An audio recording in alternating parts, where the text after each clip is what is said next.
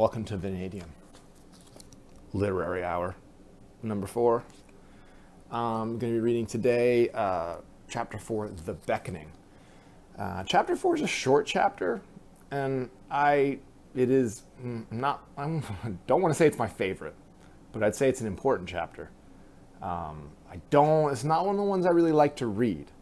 So just keep that in mind, but it's an important chapter, and it contains a lot of important material for the rest of the book. So anyway, this is Chapter 4, The Beckoning. Callista watched out her bedroom window over the entire city, all the way to the top deck of the Bastion, where the breakers hissed and spit, and the bright red beacon at the top of the wall blinked into its 80th year. Her view was the best available in Azerton, and perhaps what was left of the whole East Coast. Callista's father had bought their home at the top of New Mountain, giving his daughter the home's master bedroom, while he slept on a lower floor. He'd also encased her room in the most advanced and expensive sound-insulating materials available. The walls of her bedroom had been painted by one of Azerton's best artists, designed to give her room infinite dimension, with painted rolling hills and plush clouds on an airbrushed horizon.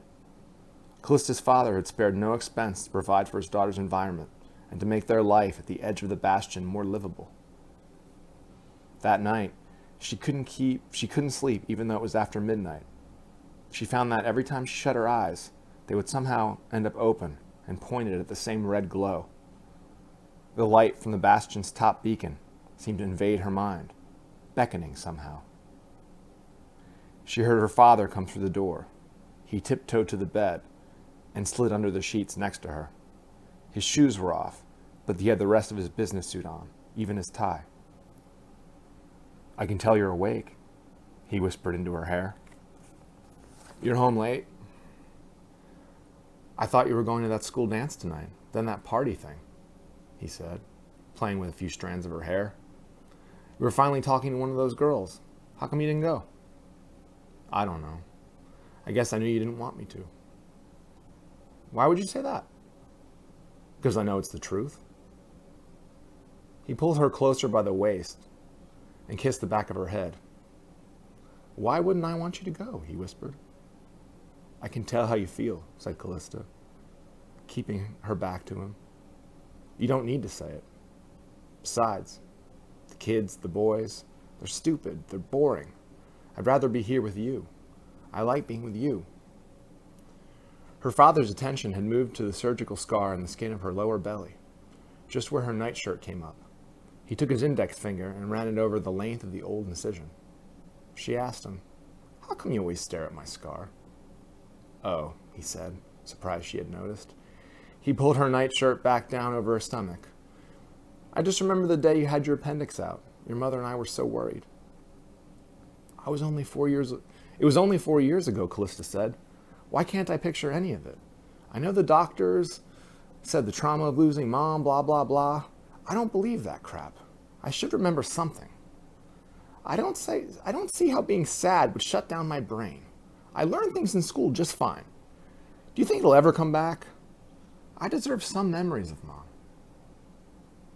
"I suspect the day is coming."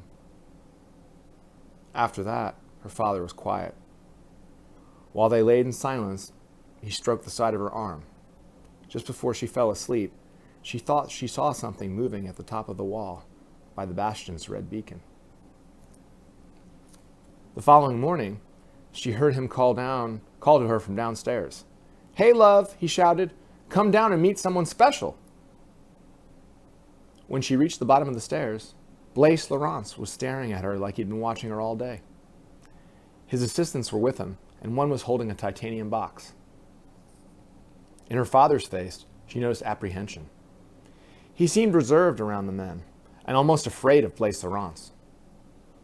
She'd always known her father to stand up straight, to look every man directly in the eye. However, around Blaise Laurence, he seemed almost meek. The old genius was still studying Callista, watching her so much that it was beginning to make her uncomfortable. He finally turned his attention away for the moment, looking out the front room window to the Bastion in the distant haze. My, Laurence said. "This house is up so high, you can see the beacon at the top. He looked pleased with his old creation. Callista, he whispered, the top of the Bastion is so incredible. It's like standing on top of the universe. Have you been to the top? Callista asked him with apparent excitement. I'm an old man, he said, so it's been quite some time. But yes, of course, I did build the thing. If I tried to go up there today in this decrepit state, I'd probably have a heart attack or get blown out to sea. I've seen something, maybe someone up there, she said, at night, by the red beacon. Do you know who it could be? I'm afraid that's impossible, said Laurence. The top has been closed off for ages. The beacon is totally automated. But, she said, I know I saw. Callista, her father told her. These men are interested in having you help them with something. Actually, you'll be helping the whole human race, Blaise Laurence went on. It's a very important job for a very important young woman. Laurence opened the polished titanium box, and Callista saw a pair of red eyes shining out from the darkness. Meet the most advanced computer system in the world, said Laurence, pulling the third owl out. My greatest achievement. Interesting, said Callista, as she held the owl in her hands. There was a look of disappointment in her face.